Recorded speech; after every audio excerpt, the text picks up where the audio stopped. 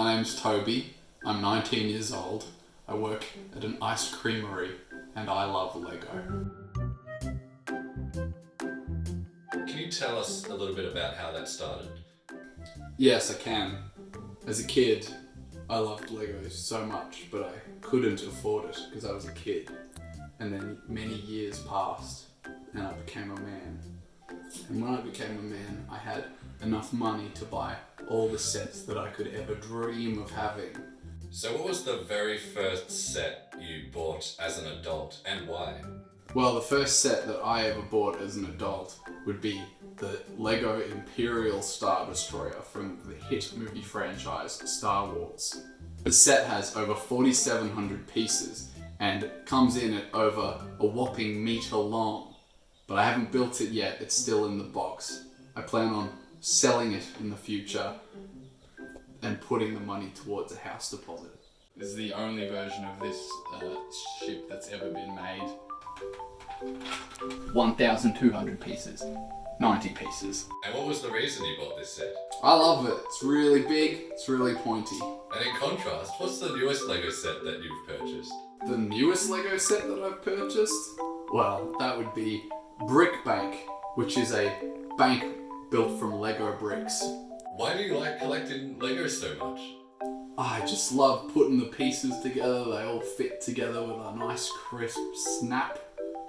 And at the end, you've built something magical out of little bits of plastic. My final question is, what would you say to an aspiring Lego collector? Always follow the instructions. Never give up. Toby, thank you so much for your time. No worries.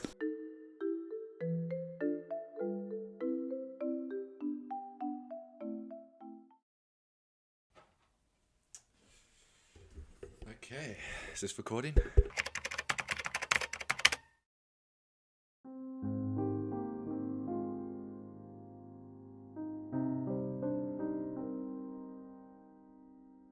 The most successful aspect of my video portrait, I would say, would have to be the B-roll footage. This is the first time I've included this much B-roll before, and I think it gave my video sort of a documentary feel to the interview. It provided further insight into the interviewee's life as a Lego collector, in addition to the topics we were discussing. As such, I'm happy with the editing in this sequence, as I put a lot of work into overlaying footage in order to give it an old film look, as I was going for a vintage home documentary-like aesthetic. The most problematic aspect, though, is probably the audio quality. I don't usually have a problem with audio because I'm usually recording by myself using my microphone.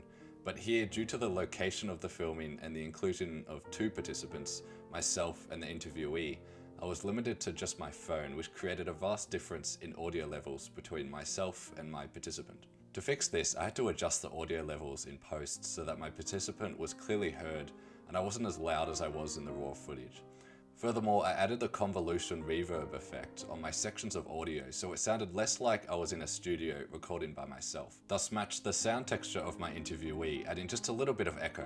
It did sort of work out in the end, but I'd say there is still definitely a divide in audio quality between us.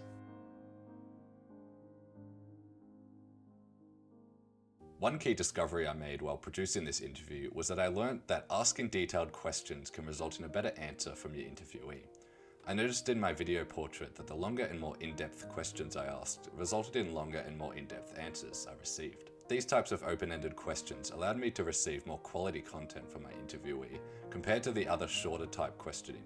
From this, I had more footage to work with as a result and made it easier to construct a video portrait with these extended answers. This opened up the creative possibilities for me because even though I didn't know the answers to the questions I ask, by framing the questions in a certain way, I can have influence over the responses I receive to my liking.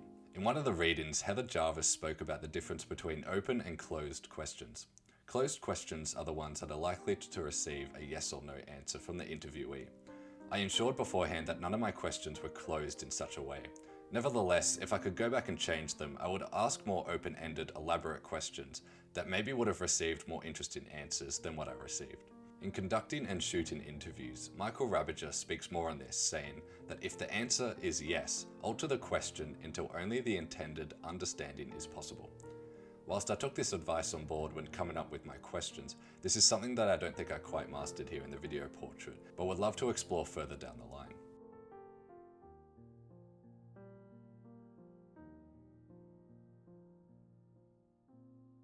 One core lesson I learnt during this production process was to take my time and work cooperatively with the people I collaborate with. My video portrait probably took an hour to record everything, including the interview clips and the B-roll. It was definitely enough time to do all of this, but upon rewatch, I think that if I put more effort into planning the interview and taking my time with the interviewee, the end result would feel more natural and organic. As a media practitioner, pre-production and planning is everything when it comes to filming with other practitioners. You want to make the most out of the limited time you have with them.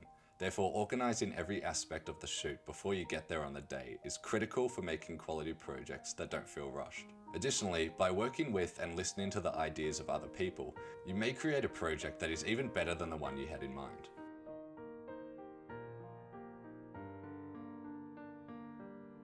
And that's all I have for this vlog, so I'll see you in the next one, which will be the last.